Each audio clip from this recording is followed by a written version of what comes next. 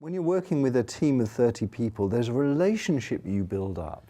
You know, you eat together, you sleep together, you dream these dreams together, which you can't do with 300 people. Yeah, I suspect almost an unspoken understanding of, I know what you're going to do, you know what I'm going to do, but if there's 300 people, you have no idea how all the pieces fit. That's right.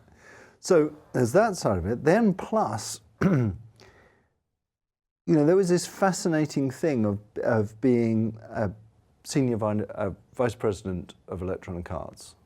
And that had a burden to it, which, although fascinating, and I learned an enormous amount from these guys, it did mean I did an awful lot of traveling.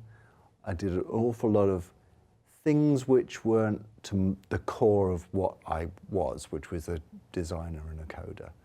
So I think putting all those things together, I kind of felt that that maybe it would be best. I'm going to tell you the real story now. Please. This is a terrible story.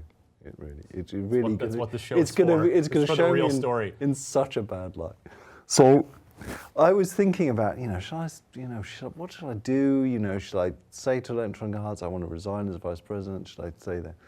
And I'd invited a friend of mine round, who I'd been working with for years and years, called Tim Rance. And he was the technical director, and Tim and I got very drunk.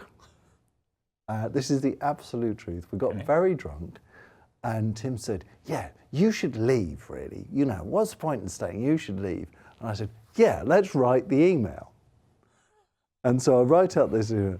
Dear Larry, it was Larry Probst who was there. Dear Larry, thank you very much. This is mine. I'm handing my notes in officially. Thank you, Peter. And to my horror, Tim pressed send. Oh no. And of course, I never would have done it. I mean, it was the worst possible way to hand your notice in. It was terrible. Don't drunken type. Ask Tim Rance round when don't type emails. Yeah. Well, do you call Larry and just explain the situation? It started a whole chain of events off, which were kind of impossible to stop. Huh. And it started these,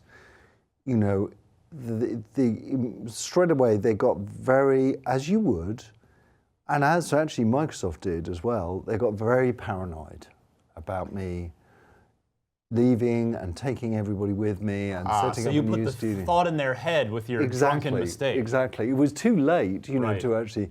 So they actually said very quickly, they said, right, we don't want you to come into the office anymore, which was terrible for me. Oh. It was it was like ousting me from my family. Don't come, but you completely understand it, Ryan, And don't come into the office anymore.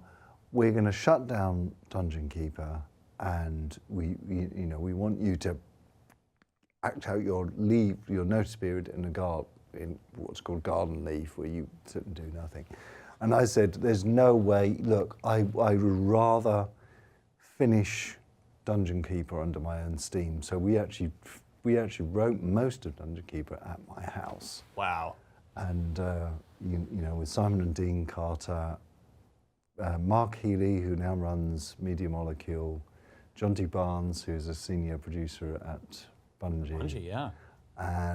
Tony Cox, who's a senior engineer at Microsoft, and me.